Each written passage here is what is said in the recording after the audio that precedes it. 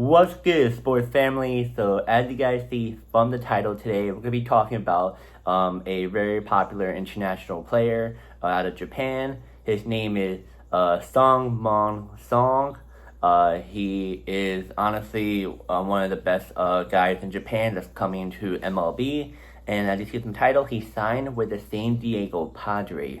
And let's get into why he signed and also why the Padres wanted him. So let's get into it now. So the Padres signed a Song to a 3-year, around $13 million, but they're staying between $13 million to around $15 million per year. So just around that ballpark.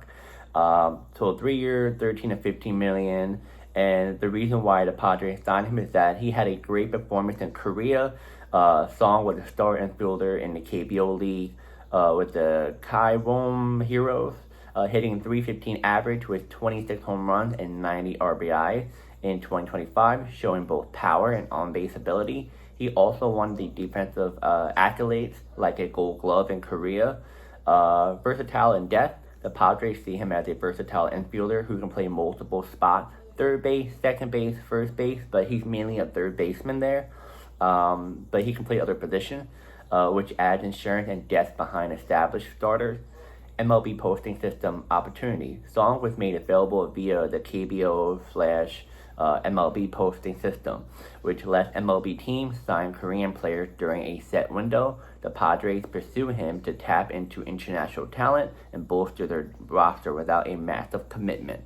And then what this means for the Padres? Low to moderate risk. A 3-year, low double-digit million-dollar system is reasonable investment for a proven professional from overseas rather than a high draft prospect with no MLB track record. There's a bench platoon potential, so Song is expected to contribute as a bench piece or a platoon option early in the MLB career, providing flexibility rather than being an everyday star right away. So it helps them, develop, know how MLB system is, how to play in the league, and I think it's a pretty smart move. Pretty smart move that they're doing this. So, I'm going to give you a little bit of information about Song, since some of you guys may not know who he is. Sung-Mun is a 29-year-old South Korean infielder who spent his whole career with the KBO Heroes in the KBO League before coming to the MLB.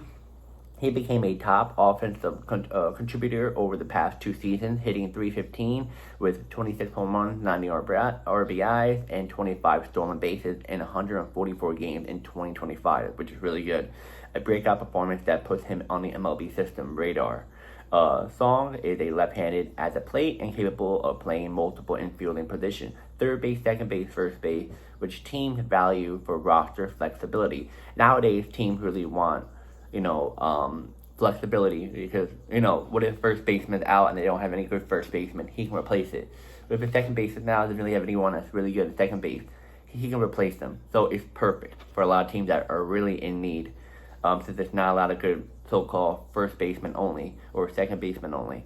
So how he became available posting system. Song didn't enter the MLB as a traditional free agent. The KBO team requested to post him, meaning that they allow MLB clubs to negotiate with him under the KBO MLB posting agreement. So they had to agree on a specific window.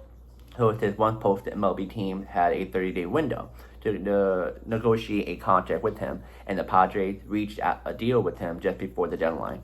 Under posting rules, the Padres also owe Heroes a posting fee, a percentage of a Song MLB contract. So the team that has him under, I think under their contract, if I'm correct on that, or it's just in general, they have to give them a little bit of percentage. So they agree with the Japan team over there, and they're like, hey, here's the contract.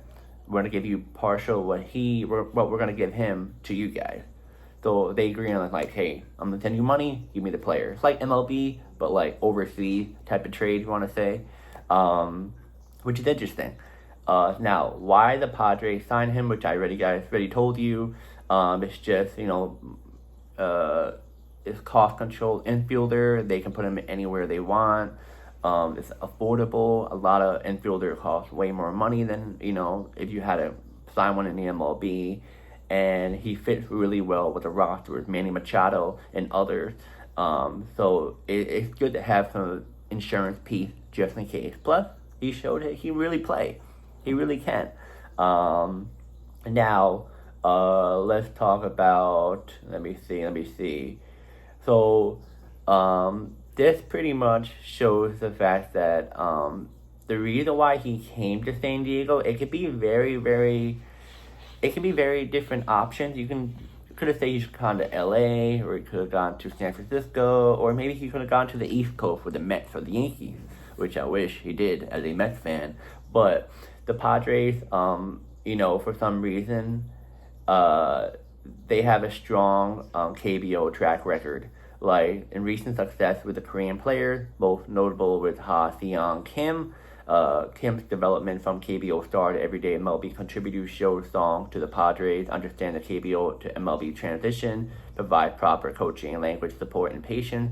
So the Padres had that to help them recruit players from Japan.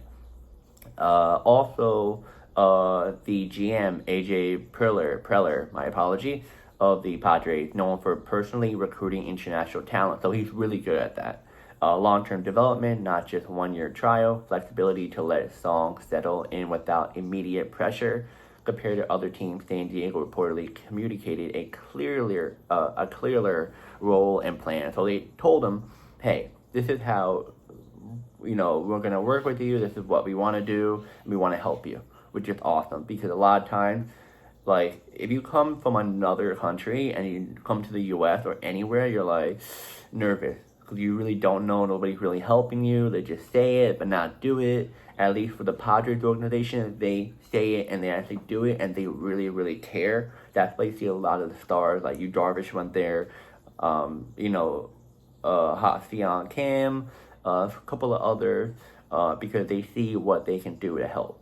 And for a fact, some of the players that were in Japan that's on the team now definitely helped them get him to come automatically. And then the conference support system, like I pretty much said a little bit, but a sizable Asian and Korean community in San Diego, strong player support, which I told you, in a clubhouse already familiar with Korean culture. Bottom line is that a clear role, a proven KBO success blueprint, a strong international support, a multi-year commitment, and a front office that truly recruited him. That is what you want as a team, an organization that wants to recruit people from, to their organization from another country, which is a really good move for the Padres. I feel like they're one of the more up-and-coming organizations that's really good at this.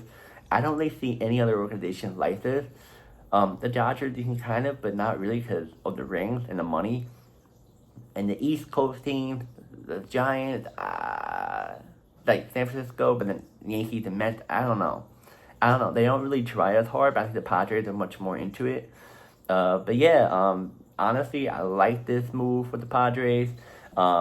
He's a star player over there. 315 average is really good. A good flexibility for the infield in case Manny Machado needs a day rest, he can fill in, or if one of the other guys need a day rest, he can fill in, or if someone gets injured, can hit for power. I know it's not amazing power, but it's something. RBI, really good at 90 RBI. It's something, but we can't get too excited yet because sometimes a lot of players from the Japan League that transition to the American League doesn't really transition that well. That sometimes that happens, which I'm not saying he's going to do bad, but we just got to, sit down. Let's just wait and see and how he does. If he does great, awesome. If he doesn't, hey, it's part of the whole MLB transition. Some players can handle it, some can. As you guys saw, Hasaki Matsui, when he came to the MLB, he was, I think, pretty old. But he transitioned, and I think he had a lot of help, which is awesome. And I think how the Padres are and how they do their job with bringing players in and helping them develop into an MLB star, I think he will be doing fine. And guys, that is the video for Ha-Seong. Wait, did I say his name right? Let me double check. Let me check. Let me check his name. It's let me say it. Where is it? I just had the name. It is Sung-Mun Song. There you go. That's the video for Sung-Mun Song. He is a San Diego Padres player now, a 3-year as you know, how much money? A lot. And yeah, let me know if you guys like it. Do you not like it? You think it's overpaid, underpaid, or just right? And I'll see you guys in the next video.